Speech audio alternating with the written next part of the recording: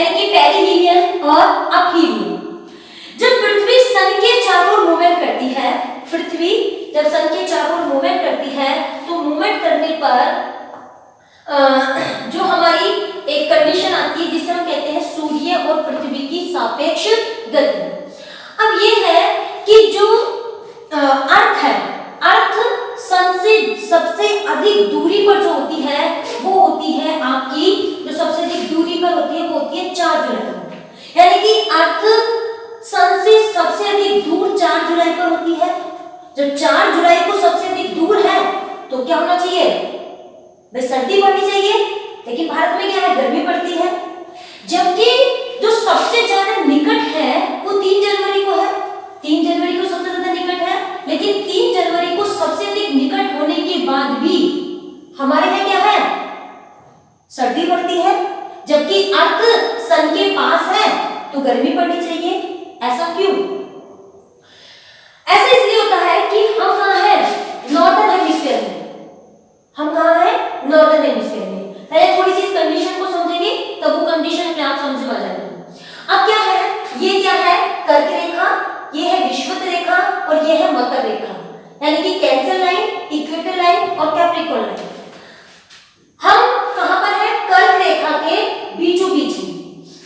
अब क्या होगा कि जो 21 मार्च को, 21 मार्च, पहली चीज ध्यान रखना कि सन मूवमेंट नहीं करता, यानी कि अर्थ के मूवमेंट करने के कारण जो सन है 21 मार्च को इक्वेटर पर परपेंडिकुलर चमकता है।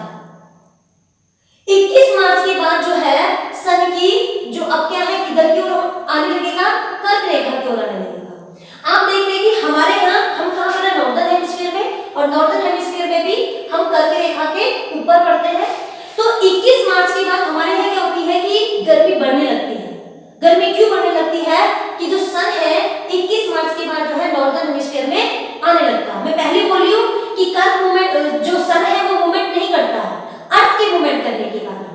तो जो सन है 21 मार्च के बाद जो है नॉर्दर्न हेमिस्फीयर में परपेंडिकुलर चमकने लगता है। अब ये जो 21 जून है, 21 जून को सन कर्क रेखा पर लंबा चमकता है, कर्क रेखा पर लंबा चमकता है। फिर आप देखते हैं कि जून के बाद फिर सितंबर तक आते आते हमारे यहाँ क्या है, मौसम नॉर्मल हो जाता है। मौसम नॉर्मल क्यों होता है कि जो सन है ये कहां पर जाएगा, इक्वेटर के आसपास, यानी कि परपेंडिकुलर चमकने लगेगा। अब क्या है, 23 सितंबर के बाद 22 दिसंबर को, यानी कि 22 दिसंबर को मकर रेखा पर सन परपेंडिकुलर चमकेगा, और 22 दिसंबर के बाद फिर देखेंगे आप, हम जो सन है, सन क्या होगा, इक्वेटर पर परपेंडिकुलर चमकने लगेगा। तो मैंने भी कहा कि जो 3 जून है, 3 जून को सन अर्थ के सबसे ज्यादा पास होता है, फिर भी हमारे यहाँ सर्दी पड़ती है। क्यों? क्योंकि सन 3 जून को आपकी मकर रेखा के आसपास होता है, जिसकी वजह से जो सूर्य की किरणें हैं वो इस तरीके से क्या होती हैं, तिरछी पड़ती हैं। जब सूर्य की किरणें तिरछी पड़ती हैं तो जो हीट है वो कम होके आएगी। जब सूर्य की किरणें लंबवत पड़ती हैं तो क्या होती है, हीट ज्यादा आती है। हीट क्या होगी, ज्यादा आएगी। तो सन क्या होगा, 3 जनवरी के आसपास का होगा, मकर रेखा पर होगा, इसलिए हमारे यहाँ क्या होती है, सर्दी पड़ती है। तो ध्यान रखना 3 जनवरी को जो सन है वो कहाँ, मकर रेखा पे होता है, मकर रेखा पर होता है। और इस कंडीशन को हम क्या कहते हैं, उप सौर कहते हैं। ये जो डिस्टेंस है ये 14.70 करोड़ किलोमीटर की होती है। अब क्या है, 4 जुलाई को जो सन है अर्थ से सबसे ज्यादा दूर होगा, वे 4 जुलाई को क्या है, दूर है। तो 4 जुलाई को दूर होने के बाद भी हमारे यहाँ क्या है, गर्मी पड़ती है। जबकि दूर है तो सर्दी पड़नी चाहिए। क्यों? क्योंकि 4 जुलाई को कहाँ होगा, कर्क रेखा के आसपास सन होगा। जब कर्क रेखा के आसपास सन होगा तो सूर्य की किरणें कैसी पड़ेंगी, लंबवत पड़ेंगी, और यहां कैसी पड़ेंगी, तिरछी पड़ेंगी। और तिरछी पड़ने की वजह से क्या होगी, आपकी जो हीट है वो कम हो जाएगी, और परपेंडिकुलर लंबवत पड़ने से हीट ज्यादा होगी। तो इसलिए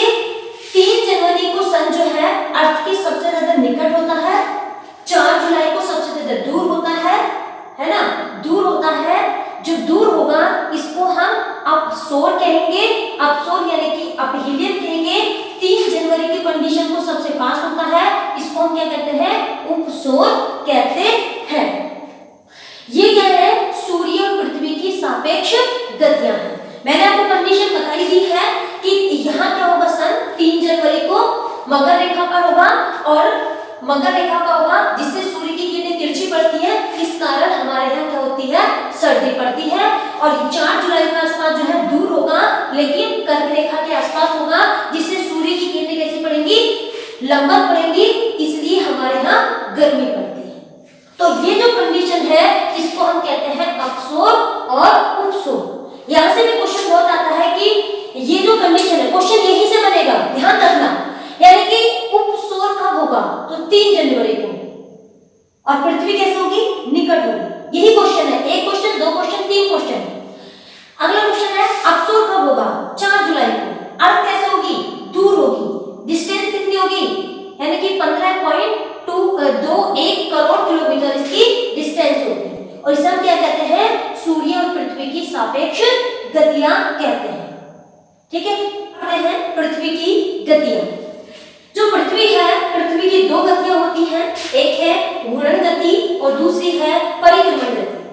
घूर्णन गति जो होती है, यानी कि घूर्णन गति का मतलब है कि जो अर्थ है, अर्थ अपने एक्सिस पर वेस्ट टू ईस्ट मूवमेंट करती है। यानी कि अर्थ का अपने एक्सिस पर वेस्ट टू ईस्ट मूवमेंट करने के कारण दिन रात होते हैं। अगर अर्थ अपने एक्सिस पर मूवमेंट न करे, यानी कि अगर अर्थ अपने एक्सिस पर, ये अर्थ है, ये आपकी अर्थ है, ये अर्थ अपने एक्सिस पर वेस्ट टू ईस्ट अगर मूवमेंट न करे तो दिन रात की गतियां नहीं होंगी। यानी कि अर्थ के अपने एक्सिस पर वेस्ट टू ईस्ट मूवमेंट करने के कारण ही दिन रात होते हैं। अब क्या है, ये जो अर्थ है अपने एक्सिस पर जो मूवमेंट करती है वो 23 घंटे 56 मिनट और 4.09 सेकंड में पूरा करती है। यानी कि ये जो पूरी गति पूरी करती है, इसे इतने टाइम में पूरा करती है, जिसके कारण दिन और रात होते हैं। अब क्या है, अर्थ की जो दूसरी गति है उसको हम परिक्रमण गति कहते हैं। अब ये क्या है, ये जो अर्थ है, अर्थ अपने एक्सिस पर मूवमेंट कर रही है, एक्सिस पे मूवमेंट कर रही है, तो अर्थ के अपने एक्सिस पर वेस्ट टू ईस्ट मूवमेंट करने के साथ साथ सन के चारों ओर वेस्ट टू ईस्ट भी मूवमेंट करती है। यानी कि सन के चारों ओर जो वेस्ट टू ईस्ट मूवमेंट करती है, एक अंडाकार मार्ग में करती है, जिस अंडाकार मार्ग को भूकक्षा कहते हैं। यानी कि जो अंडाकार मार्ग में करती है, इसको क्या कहते हैं, भूकक्षा कहते हैं। और इस गति को हम क्या कहते हैं, परिक्रमण गति कहते हैं। अब ये जो है, जो परिक्रमण गति है, ये 365 दिन 6 घंटे 48 मिनट 45.51 सेकंड में पूरा करती है। अब क्या है कि जहां घूर्णन गति के कारण अर्थ पर दिन रात होते हैं, वहीं अर्थ का सन के चारों ओर मूवमेंट करने के कारण जो है मौसम में बदलाव आता है। इसके कारण दिन रात होते हैं, इसके कारण मौसम में बदलाव आता है। अब क्या है, ये कहते हैं अगर अर्थ अपनी धुरी पर झुकी हुई नहीं होती, यानी कि जो अर्थ है, अर्थ अगर अपनी धुरी पर झुकी हुई नहीं होती तो क्या होता, ये जो है, जो दिन और रात है, वो दिन रात जो है पूरी अर्थ पर बराबर होती है। यानी कि अर्थ का अपने एक्सिस पर 23.5 डिग्री झुके होने के कारण ही दिन रात होते हैं। अगर अर्थ अपनी धुरी पर झुकी हुई नहीं होती तो दिन रात नहीं होती। एक चीज तो ये है कि अगर अर्थ धुरी पर झुकी हुई नहीं होती तो दिन रात नहीं होते, दिन रात जो है पूरी अर्थ पर क्या होते, बराबर होते। अब क्या है, जो आपके दिन रात है, दिन रात केवल इक्वेटर को छोड़कर, ये जो आपकी इक्वेटर है 0 डिग्री इक्वेटर लाइन है, इक्वेटर को छोड़कर पूरी अर्थ पर कहीं भी दिन रात बराबर नहीं होते।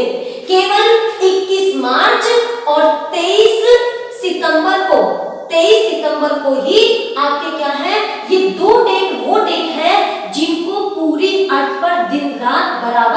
होते हैं और प्लस इक्वेटर पर 12 महीने दिन रात बराबर होते हैं, वरना पूरी जो अर्थ है कहीं भी दिन रात बराबर नहीं होते। तो कहने का मतलब है कि अर्थ के अपने धुरी पर झुके होने के कारण ही दिन रात जो है पूरी अर्थ पर असमान रूप से पाए जाते हैं, यानी कि दिन की अवधि में अंतर पाया जाता है। दूसरी चीज क्या है, अगर अर्थ सन के चारों ओर मूवमेंट नहीं करती, अगर अर्थ क्या है सन के चारों ओर मूवमेंट नहीं करती, तो क्या होता, एक गोलार्ध में, यानी कि दो हेमिस्फीयर है, इसे हम उत्तरी गोलार्ध कहते हैं, उत्तरी गोलार्ध कहते हैं, और इसको हम क्या कहते हैं, दक्षिणी गोलार्ध कहते हैं, गोलार्ध, यानी कि नॉर्दर्न हेमिस्फीयर और सदर्न हेमिस्फीयर। अगर अर्थ अपने सन के चारों ओर मूवमेंट नहीं करती, तो एक गोलार्ध में हमेशा दिन क्या होते, दिन बड़े होते और रातें छोटी होती, और दूसरे गोलार्ध में रातें क्या होती, बड़ी होती और दिन छोटी होती। यानी कि दिन और रात में जो अंतर पाया जा रहा है, अंतर पाया जा रहा है, वो अर्थ जो सन के चारों मूवमेंट कर रही है उसके कारण होता है। तो ये क्या हुई, जो घूर्णन गति है इसको हम दैनिक गति कहते हैं, क्योंकि इससे दिन रात होते हैं। जो हमारी परिक्रमण गति है उसको हम वार्षिक गति भी कहते हैं, यानी कि जो अर्थ है एक साल का जो चक्कर पूरा करती है वो 365 दिन 6 घंटे 48 मिनट 45.51 सेकंड में पूरा करती है, जिससे मौसम में बदलाव आता है। ठीक है, अब ये जो है ये सारी चीजें होती हैं, और ये जो कक्षा है यानी कि अर्थ चारों ओर मूवमेंट कर रही है, एक अंडाकार मार्ग में मूवमेंट करती है, जिसे भूकक्षा कहते हैं। बच्चों ये सब चीज नोट कर लेना, यही महत्वपूर्ण तथ्य है जहां से क्वेश्चन बनता है, चाहे आप यहाँ जनरल कंपटीशन से लेके आईएएस पीसीएस तक इन सबसे टॉपिक से क्वेश्चन आते हैं। तो ये सब महत्वपूर्ण है कि ये क्वेश्चन आता है कि दैनिक गति यानी कि अर्थ का अपने एक्सिस पर झुके होने के कारण क्या होता है, तो क्या होता है, इससे दिन रात होते हैं। ये क्वेश्चन भी आ चुका है, कितने समय में इस टाइम में पूरा करती है, तो ये भी क्वेश्चन आ चुका है। ये कैसे, इसका जो मार्ग है वो कैसा है, अंडाकार मार्ग है, इसको भी ध्यान रखना, ये भी क्वेश्चन आ चुका है। दूसरी चीज क्या है, ये कितने टाइम में पूरा करती है, ये भी क्वेश्चन आ चुका है। एक क्वेश्चन और है कि हर 4 साल में, हम एक क्वेश्चन और देखते हैं कि हर 4 साल में लीप ईयर होता है। भाई 4 साल में होता है, लीप ईयर होता है। अब जब लीप ईयर होगा, जिस साल लीप ईयर होगा उस साल जो है लीप ईयर में क्या होता है, 366 डेज होते हैं। अब क्या है, जो नॉर्मल वर्ष है उसमें कितना टाइम होता है, 365 डेज होते हैं। अब क्या हुआ, लीप ईयर में, लीप ईयर कब आएगा, यानी कि लीप ईयर हर 4 साल के बाद, हर 4 साल के बाद क्या है, लीप ईयर आता है। अब हर 4 साल के बाद लीप ईयर क्यों आता है, क्योंकि ये जो 6 घंटे 48 मिनट 45.51 सेकंड है, ये एक दिन में तब्दील हो जाता है। 6 चौक 24, 24 यानी कि एक दिन की बढ़ोतरी हो जाती है, इसलिए हर 4 साल में एक दिन और ऐड हो जाता है, जिसको हम लीप ईयर कहते हैं, लीप ईयर कहते हैं। अब एक चीज और ध्यान रखना, ये हमें कैसे पता चलता है, ये तो है ही कि लीप ईयर है, जैसे हमें देखते हैं कि क्या ये साल लीप ईयर है या नहीं है। तो लीप ईयर निकालने के लिए जो हमारा जैसे माना लीप ईयर है नहीं, जैसे माना 2010 है, 2010 लीप ईयर होगा नहीं होगा, तो इसको हम 4 से डिवाइड करेंगे, 4 से डिवाइड करेंगे। जब 4 से डिवाइड करेंगे तो 4 से पूरी तरीके से डिवाइड नहीं हो रहा, 4 5 20, 4 दूनी 8 और फिर 2 बच गए हैं, तो डिवाइड नहीं हो रहा है। अगर जो वर्ष 4 से डिवाइड हो जाएगा तो वो क्या होगा, लीप ईयर होगा। यानी कि जैसे सन 2010 है, तो ये क्या है, 4 से डिवाइड नहीं हो रहा, तो ये लीप ईयर नहीं है, लीप ईयर नहीं है। लेकिन जो सेंचुरी है, सेंचुरी को हमें काटने के लिए हमें 400 से डिवाइड करना होगा। जैसे कि सन 2000 को हम 400 से डिवाइड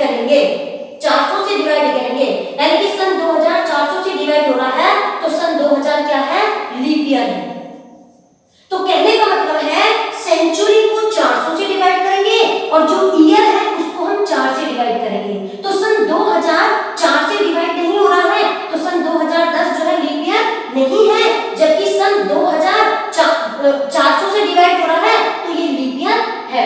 कहने का मतलब है सेंचुरी को 400 से डिवाइड करेंगे और जो नॉर्मल ईयर होते हैं उनको हम 4 से डिवाइड करेंगे। तो इसका मतलब है कि 2010 जो है लीप ईयर नहीं है और सन 2000 क्या है, लीप ईयर है। तो इसका क्या है कि जो अर्थ सन के चारों ओर मूवमेंट करने में ये तो 6 घंटे 48 मिनट 45.51 सेकंड लगता है, तो ये दिन में तब्दील हो जाता है। इसलिए हर 4 साल में एक दिन की बढ़ोतरी होती है जिसको हम लीप ईयर कहते हैं। और 366 डेज होते हैं जिसमें फरवरी 29 की होती है। ठीक है, और इसमें कोई दिक्कत हो तो आप कमेंट बॉक्स में दे सकते हैं। हेलो बच्चों, अभी हमने 2 टॉपिक पढ़े थे, पृथ्वी की गतियां और अपसौर और उपसौर। उसी से जुड़ा हुआ तीसरा टॉपिक है ऋतुओं में परिवर्तन। ये हमने एक छोटा सा मैप बनाया हुआ है, इससे समझेंगे कि ऋतु में परिवर्तन कैसे आता है। ये हमारी कर्क रेखा है, ये विषुवत रेखा है, ये मकर रेखा है। अब क्या होता है कि जो 21 मार्च है, 21 मार्च और 23 सितंबर को सन विषुवत रेखा पर परपेंडिकुलर चमकता है। 21 जून को जो सन है कर्क रेखा पर परपेंडिकुलर चमकता है। 22 दिसंबर को जो सन है वो आपका मकर रेखा पर लंबवत चमकता है।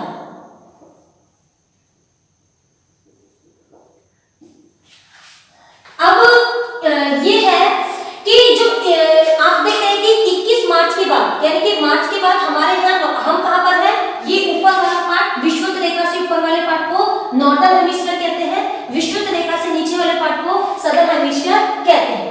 अब 21 मार्च के बाद 21 मार्च से 23 सितंबर तक ये 6 महीने, 21 मार्च से 23 सितंबर तक 6 महीने नॉर्दर्न हेमिस्फीयर में यानी कि उत्तरी गोलार्ध में 6 महीने कहाँ रहेगा, उत्तरी गोलार्ध में सन परपेंडिकुलर यानी कि लंबवत चमकेगा।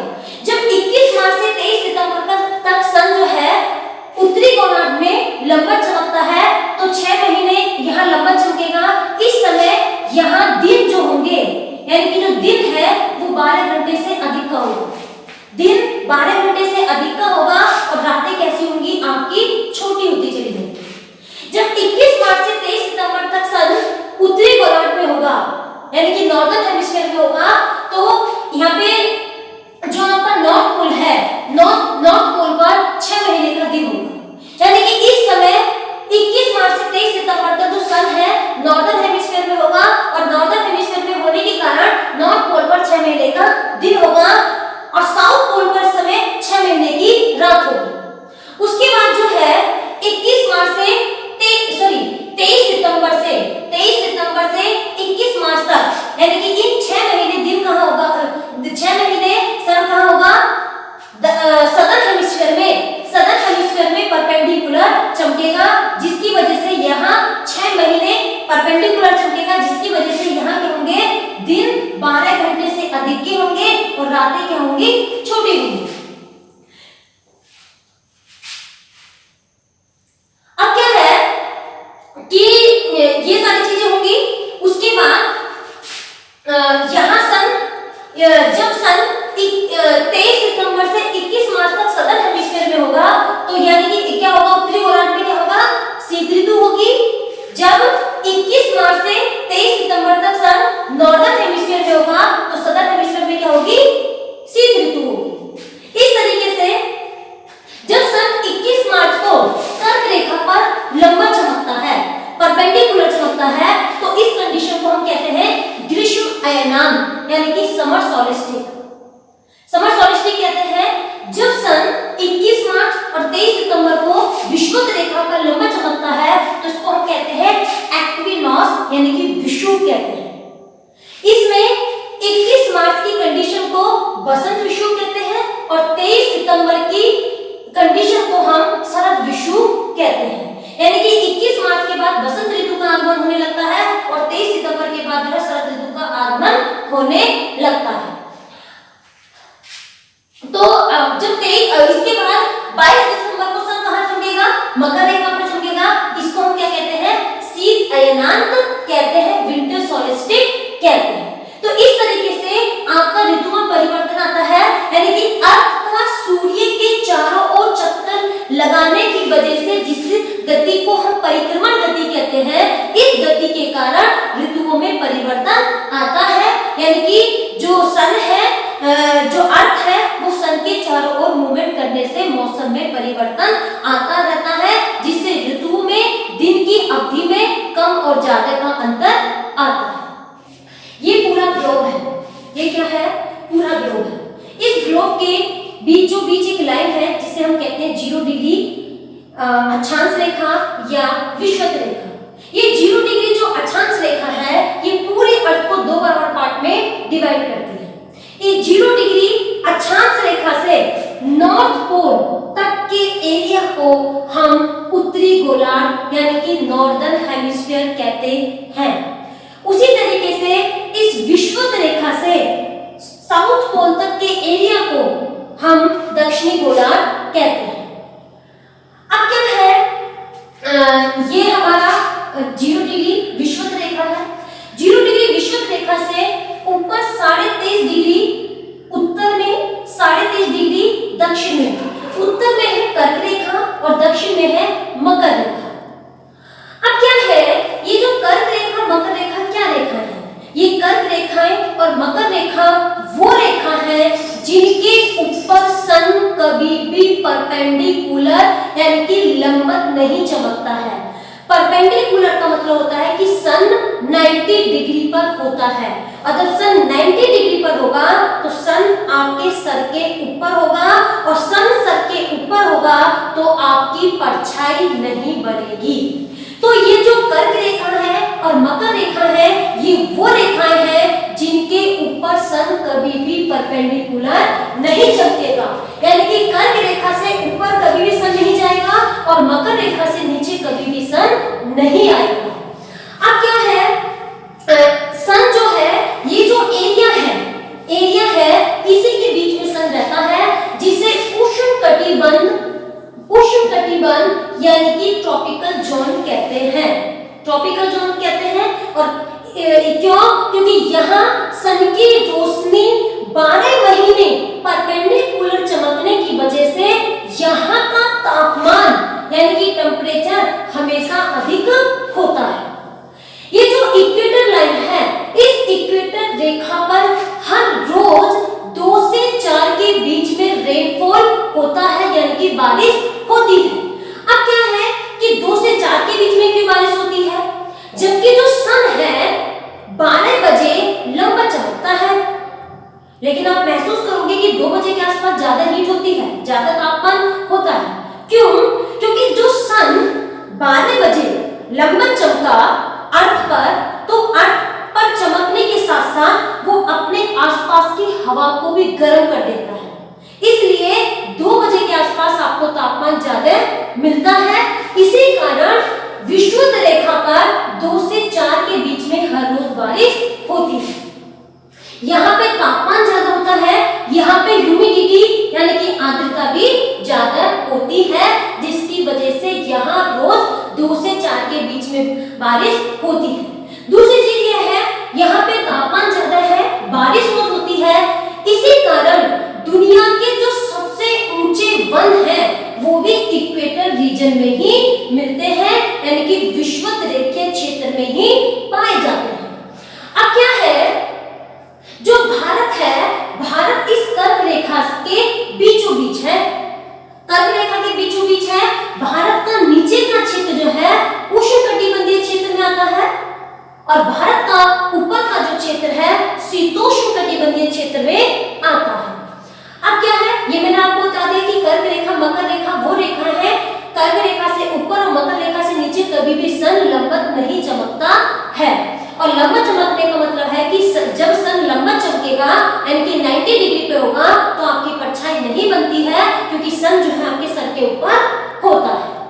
अब क्या है, 66 डिग्री हाफ आर्कटिक सागर है और 66 डिग्री हाफ में अंटार्कटिक सागर अंटार्कटिक वृत्त पड़ता है। ये आर्कटिक वृत्त है और ये अंटार्कटिक वृत्त पड़ता है। ऊपर फिर नॉर्थ पोल है और नीचे साउथ पोल है।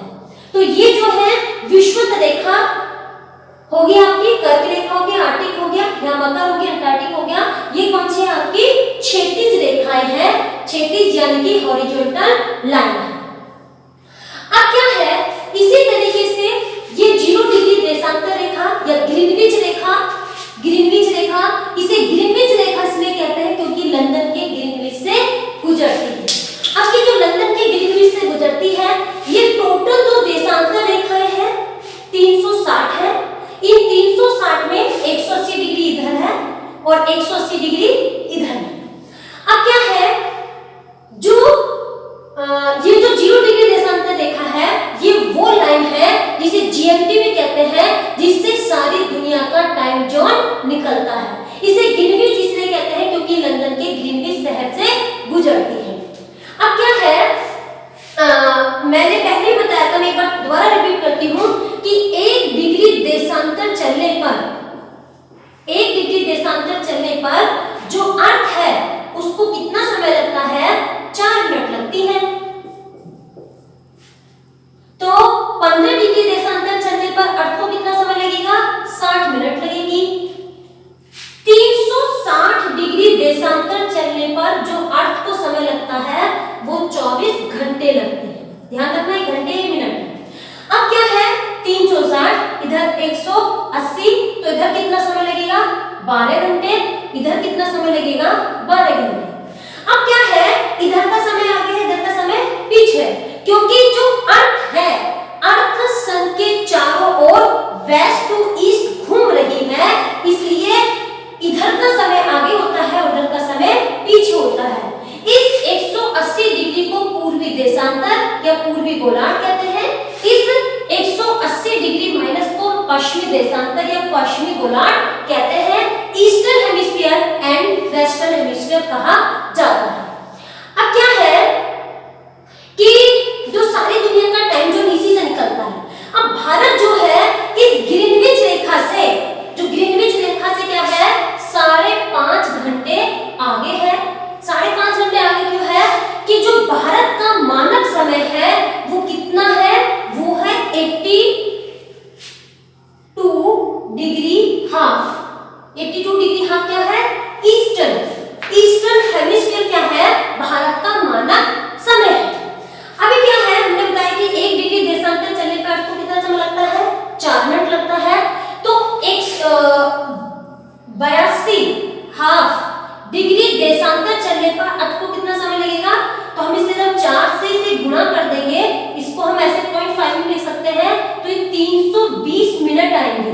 ये जो 320 मिनट आएंगे, जब इन्हें घंटे में चेंज करेंगे तो घंटे में चेंज करने पर 5.5 घंटे आएंगे। प्लस क्यों आएगा, क्योंकि भारत ईस्टर्न हेमिस्फीयर में पड़ता है। तो अब क्या है, भारत का जो मानक समय है वो ग्रीनविच रेखा से 5.5 घंटे आगे पड़ता है। अगर मैं कहूं कि लंदन में दिन के 2 बजे हैं, तो भारत में कितने बजेंगे, अगर लंदन में यानी कि ग्रीनविच रेखा पर 2 बजे हैं तो भारत में कितने बजेंगे, 7:30, क्योंकि 2 क्या है इसमें हम ऐड करते हैं। ठीक है, तो इसलिए जो ग्रीनविच रेखा है इससे सारी दुनिया का टाइम निकाला जाता है। ठीक है, और ये मैंने पहले बता दिया, एक बार फिर रिपीट करती हूँ। जो ये 360 डिग्री देशांतर रेखाएं हैं, ये सभी रेखाएं पूरे अर्थ को 2 पार्ट में डिवाइड करने का काम करती है। अब ग्लोब को उठाना, ग्लोब को कहीं से भी उठाएंगे, उसके जस्ट पीछे जो है देखेंगे तो आपको इतना ही दिखाई देगा। तो उससे क्या है, 360 डिग्री देशांतर रेखाएं, सभी देशांतर रेखाएं पूरे अर्थ को 2 पार्ट में डिवाइड करती है, इसलिए इन्हें ग्रेट सर्किल कहते हैं। जो देशांतर रेखा है उन्हें सभी को ग्रेट सर्किल कहते हैं, जबकि अक्षांश रेखाओं में केवल विषुवत रेखा को ग्रेट सर्किल कहते हैं, क्योंकि यही केवल एक रेखा है जो अक्षांश रेखा है जो पूरी अर्थ को 2 पार्ट में डिवाइड करती है। अर्थ है, ये पूरी क्या है, अर्थ है। इस अर्थ पर बीच में एक लाइन है जिसे 0 डिग्री देशांतर रेखा कहते हैं। ये जो 0 डिग्री देशांतर रेखा है, ये 0 डिग्री देशांतर रेखा ये वो लाइन है जिसे 0 डिग्री देशांतर रेखा भी कहते हैं, प्रधान मध्याह्न रेखा भी कहते हैं और ग्रीनविच लाइन भी कहते हैं। इसे ग्रीनविच लाइन इसलिए कहते हैं क्योंकि लंदन की ग्रीनविच शहर से गुजरती है, और यही वो लाइन है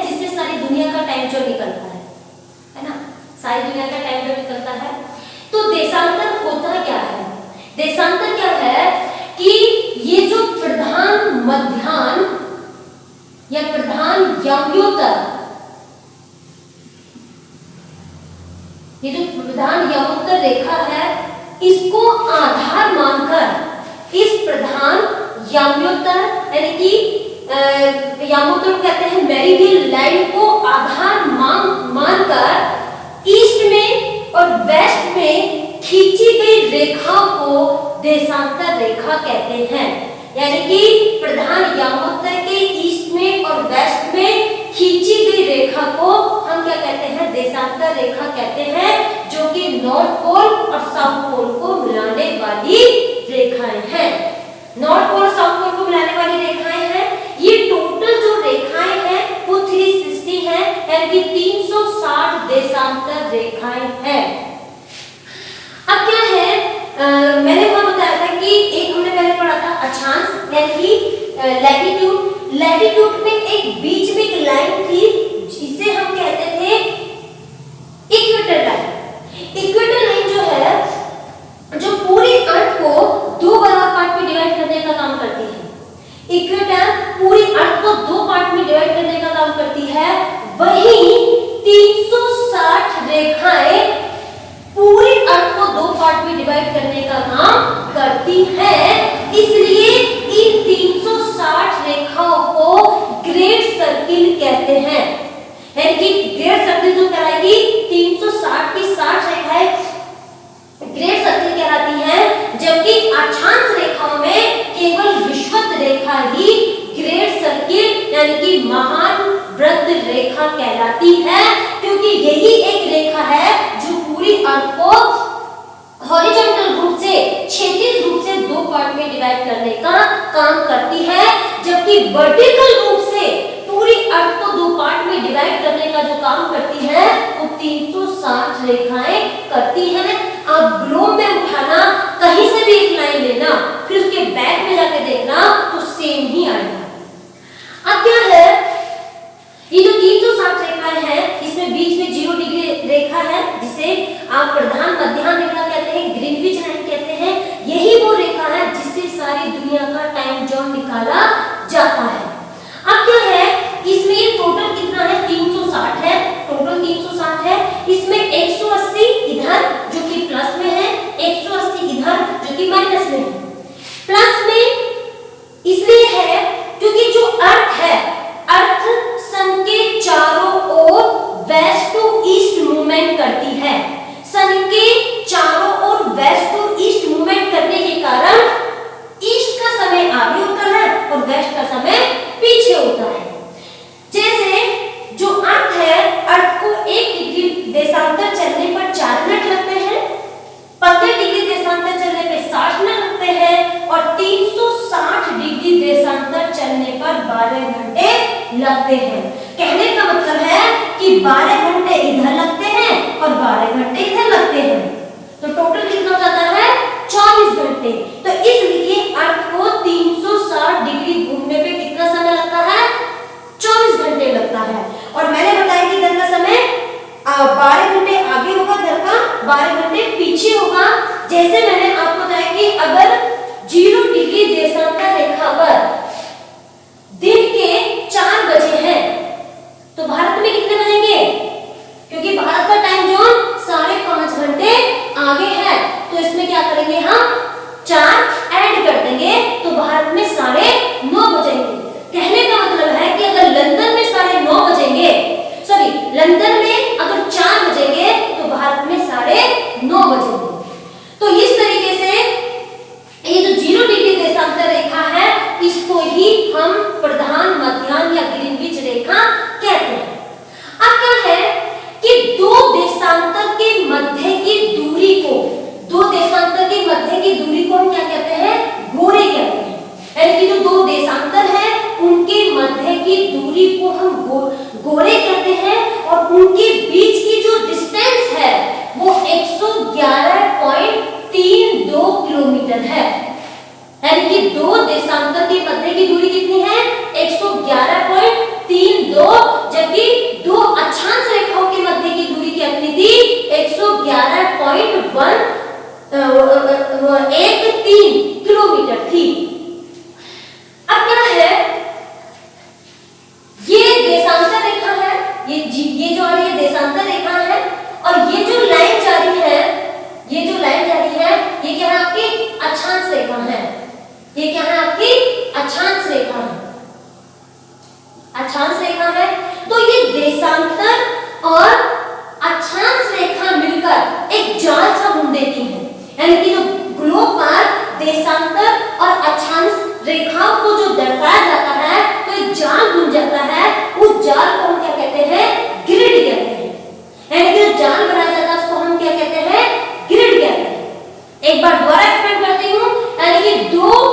देशांतर के मध्य की दूरी 111.32 किलोमीटर है, जबकि इनके बीच की दूरी को हम गोरे कहते हैं। जबकि दो अक्षांश के मध्य की दूरी 111.13 किलोमीटर है और दो अक्षांश के बीच के क्षेत्र को हम मेखला कहते हैं या कटिबंध कहते हैं या जोन कहते हैं। और जो अक्षांश और देशांतर के बने जाल को हम क्या कहते हैं? ग्रिड कहते हैं। ठीक है, अब क्या है कि 0 डिग्री देशांतर ये टोटल 360 है। इसमें इधर इस वाले क्षेत्र को पूर्वी गोलार्ध कहते हैं और इस वाले क्षेत्र को पश्चिमी गोलार्ध कहते हैं। एक नया टॉपिक है अक्षांश या लैटिट्यूड क्या होता है, ये हम शुरू करते हैं। यानी कि अक्षांश या लैटिट्यूड, अक्षांश क्या है या लैटिट्यूड क्या है? ये पूरी अर्थ है। ये क्या है? पूरी अर्थ है। ये पूरी की पूरी क्या है? हमारी अर्थ है। इस अर्थ में विषुवत रेखा को हमने आधार माना है। ये जो विषुवत रेखा है, इस विषुवत रेखा को आधार मानकर पृथ्वी के केंद्र से, यानी कि जो पृथ्वी है, पृथ्वी के केंद्र से मापी गई कोणीय दूरी को अक्षांश कहते हैं। पृथ्वी का केंद्र, पृथ्वी का केंद्र का मतलब है जैसे कोई एप्पल है, माना कोई एप्पल है। जब हम एप्पल को काटते हैं तो उसके बीच में बीज निकलता है। हमने एप्पल को काटा, काटने में क्या हुआ? एप्पल के बीच में क्या निकला? एक बीज निकला। जिस तरीके से एप्पल के बीच में बीज निकलता है, उसी तरीके से जो अर्थ का बीज का बिंदु होता है उसको पृथ्वी का केंद्र कहते हैं। तो हमने क्या बताया है कि पृथ्वी के केंद्र से, और किसको आधार मानकर? अक्षांश रेखा को आधार मानकर, ये जो विषुवत रेखा या 0 डिग्री अक्षांश रेखा है, इसको आधार मानकर मापी गई जो कोणीय दूरी है उसको अक्षांश कहते हैं। चाहे इसमें 40 डिग्री ले लो, चाहे 20 डिग्री ले लो, चाहे 10 डिग्री ले लो, यहां से लेकर यानी कि 0 डिग्री से लेकर 90 डिग्री तक हमने अक्षांश रेखाएं खींची है। अब क्या है, जो हमारी विषुवत रेखा है यानी कि 0 डिग्री जो अक्षांश रेखा है, वो सबसे लंबी अक्षांश रेखा है जिसकी लंबाई 40,076 किलोमीटर है। जैसे जैसे हम इक्वेटर से पोल की ओर जाएंगे, यानी कि जो इक्वेटर है, इक्वेटर से पोल की ओर जाएंगे तो अक्षांश रेखाओं की लंबाई कम होती चली जाती है। क्यों? क्योंकि पृथ्वी गोलाकार है। पृथ्वी की गोलाकार होने की वजह से इक्वेटर से पोल की ओर जाने पर अक्षांश रेखाओं की लंबाई कम होती चली जाती है। अब क्या है, 0 डिग्री अक्षांश रेखा की लंबाई 40,076 है और इक्वेटर से पोल तक जाते हुए जो अक्षांश रेखा है, नॉर्थ पोल और साउथ पोल पर एक बिंदु के रूप में तब्दील हो जाती है। कहने का मतलब है कि जो नॉर्थ पोल और साउथ पोल है कोई अक्षांश रेखा नहीं है, एक बिंदु है। ठीक है, अब क्या है, 1 डिग्री अक्षांश रेखा की जो दूरी है वो लगभग 111 किलोमीटर या 111.13 किलोमीटर है। किलोमीटर यानी कि ये जो दो अक्षांश हैं, दो अक्षांश के बीच की दूरी कितनी है? 111.13 किलोमीटर इनके बीच की दूरी है। अब क्या है, एक क्वेश्चन मैंने अभी आपको वैसे बताया गया, फिर मैं दोबारा क्लियर करती हूँ। अगर क्वेश्चन ये आता है कि अक्षांश रेखाएं ही मिलती है, क्यों? क्योंकि वे नॉर्थ पोल और साउथ पोल को रेखा मानते हैं, बिंदु नहीं मानते, जबकि नॉर्थ पोल और साउथ पोल एक बिंदु है ना कि रेखा।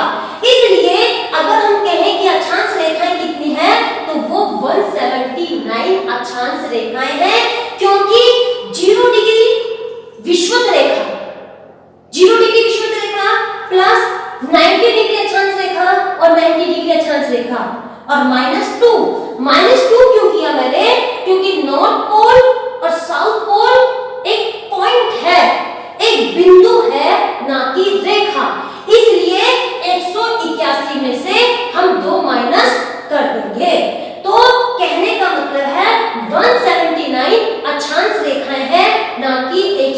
181, जबकि आपको अधिकतर बुकों में 181 ही मिलती है, जो देखा जाए तो गलत है। अब क्या है, ये जो अक्षांश रेखाएं हैं इनको हम किस चीज में मापते हैं, तो इनको हम अंशों में, मिनटों में और सेकंडों में मापते हैं। दूसरी चीज क्या है कि मैंने भी आपको बताया कि जो ये अक्षांश रेखाएं हैं ये काल्पनिक रेखाएं हैं। काल्पनिक रेखाएं क्यों है, मैं जहां खड़ी हूं वहां एक अक्षांश रेखा है और एक देशांतर रेखा भी है, लेकिन हमें दिखाई नहीं देंगी। लेकिन क्या है, यहाँ पे एक अक्षांश भी है और एक देशांतर भी है, एक अक्षांश रेखा भी है और एक देशांतर रेखा भी है। इसलिए ये जो अक्षांश रेखाएं हैं ये एक काल्पनिक रेखाएं हैं जो कि विषुवत रेखा के समानांतर पैरेलल क्षैतिज रूप से खींची गई है, क्षैतिज रूप से खींची गई है। तो ये क्या है, अक्षांश रेखाएं